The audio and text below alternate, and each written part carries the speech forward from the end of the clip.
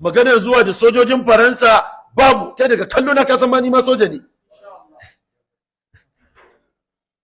kai kana kallo na kasan soja ne. Yau a bada dama a ce a rike bindiga, ya kake zato mala? Kai kasa za a ibi gawaki wallahi, za a jibjib, za a ibi marganya dewa a ban kasa. To mu aikin mu ya muruna bil qismi minan nas, umurni da ayi adalci tsakanin mutane. To a mana adalci, sojojin Faransa su zauna a Faransan su, na Najeriya su zauna a Najeriya. Za mu riki ɗaya gaba ɗaya, za mu koma security. Dukkanmu, duk za mu riki ɗaya.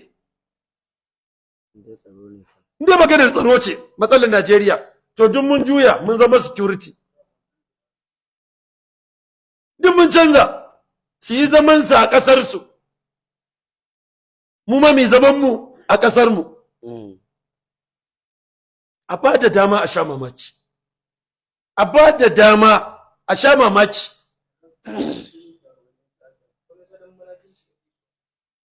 Ba wani wanda zai zo mana da wani sojan Faransa, ba mu yadda ba, ba mu amince ba, ba mu lamunta ba. Makwabtanmu ba su yadda da su ba, mu ma ba mu yadda ba.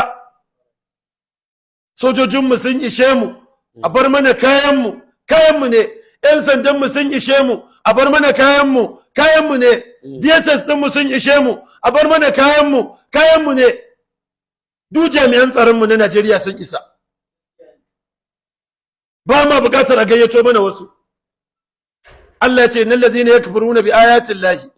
Lalle waɗanda suke kafirce ma ayoyin Allah, wa yaqtuluna an-nabiyyina bighairi haqq, suke kashe annabawa ba tare da gaskiya ba, wa yaqtuluna alladhina ya'muruna bil qismi minan nas, suke kashe mutanen da suke umarni da adalci. Allah ce fa bashirhum bi azabin alim, ai musu bishara da azaba wacce take mai radadi.